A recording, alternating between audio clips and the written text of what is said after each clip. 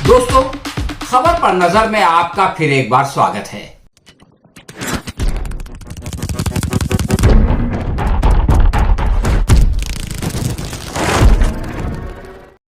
आज हम opposition unity की मीटिंग में बैरिस्टर असदुद्दीन अवैसी की गैर हाजिरी पर चर्चा करेंगे, लेकिन आगे बढ़ने से पहले ये वीडियो देखें।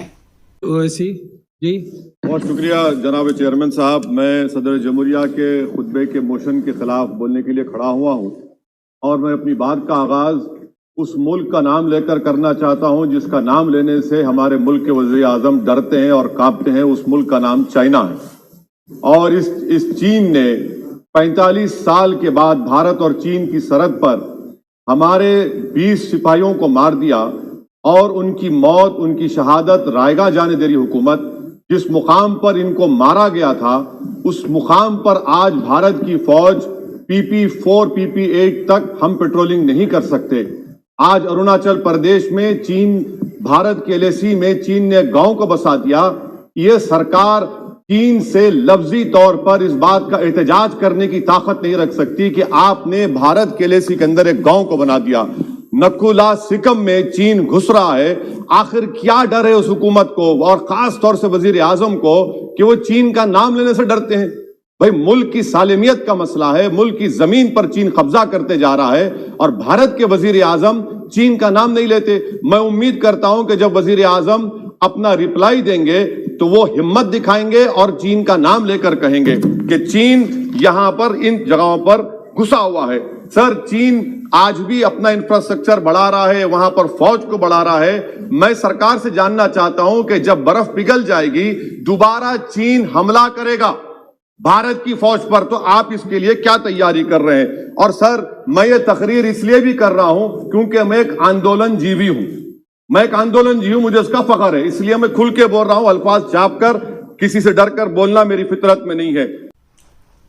दोस्तों, आपने सुना, बैरिस्टर साहब कह रहे थे कि किसी से डरना मेरी फितरत के खिलाफ है, यानी ये मेरा नेचर नहीं है कि मैं किसी से डरूं।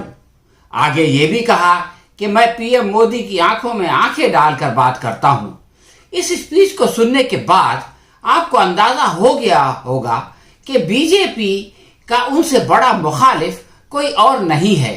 यही कारण है कि आजकल मुल्क के आम वोटर्स में नरेंद्र मोदी जितने लोकप्रिय हैं, मुसलमानों के अंदर असदुद्दीन अवैसी की मकबूलियत भी उससे कम नहीं है।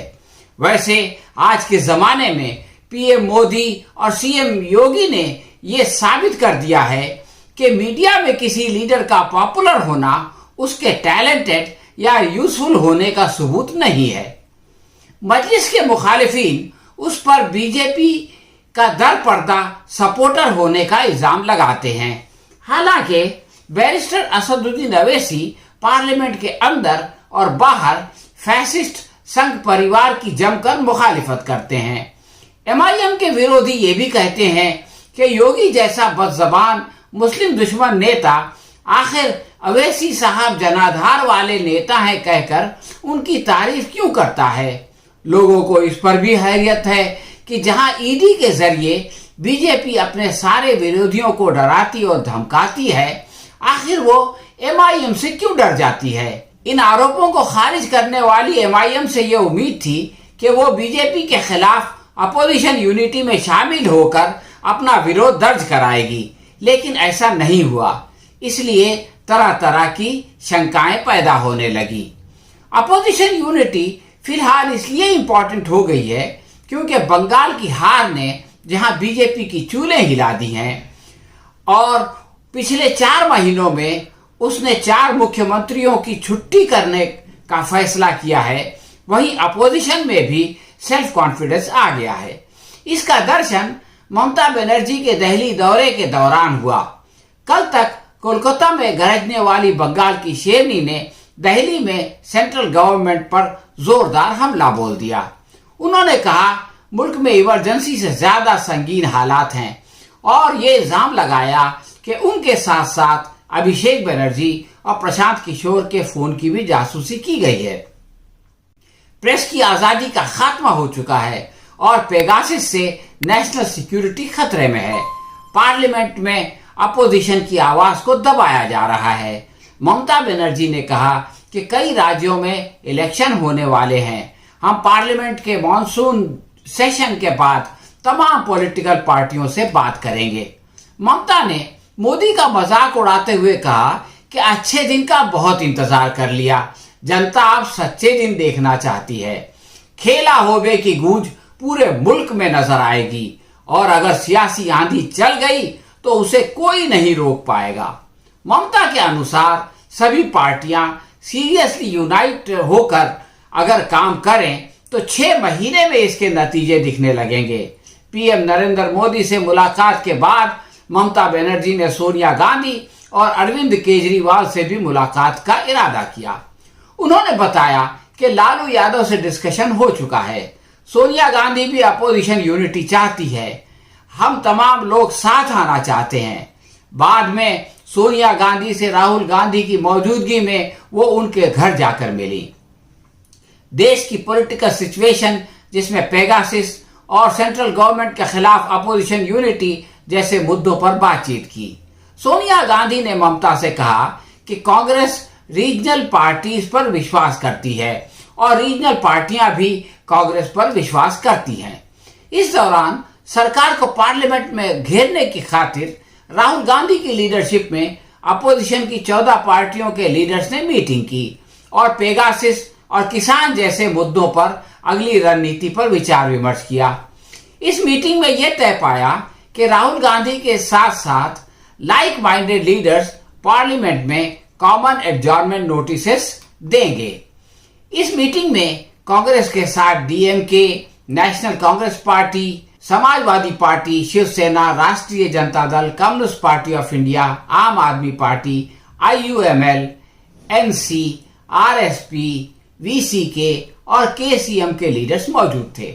यानी मुस्लिम लीग तो थी लेकिन MIM नहीं थी। इसके अलावा TMC भी नहीं थी, लेकिन ममता ने सोनिया से मुलाकात करके इसकी भरपाई कर दी। NDA के लोगों की गैर हाजिरी एक्सपेक्टेड है, लेकिन इससे अलग होने वाली PDP और अकाली दल गायब थे। शायद उनके दामन से अभी तक NDA का दाग नहीं धुला है। इसके अलावा बीजेपी को बुरे वक्त में काम आने वाले बीजू जनता दल, YSR कांग्रेस और TRS भी मौजूद नहीं थे। मायावती से बीजेपी के रिश्ते अब खुल चुके हैं, इसलिए बहुजन समाज पार्टी की गैर मौजूदगी पर भी किसी को हैरत नहीं हुई।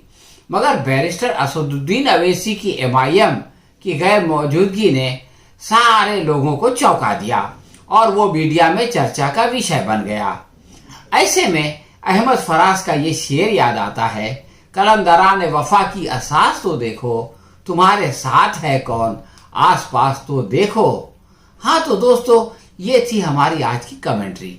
आपको कैसी लगी हमें कमेंट बॉक्स में लिखकर बताएं। अगर आपको पसंद आई हो तो इसे लाइक और अपने दोस्तों के साथ शेयर करें। हम बहुत जल्द किसी और सब्जेक्ट पर आपकी खिदमत में फिर से हाजिर होंगे। तब तक के लिए इजाजत दीजिए। खुदा हाफिज।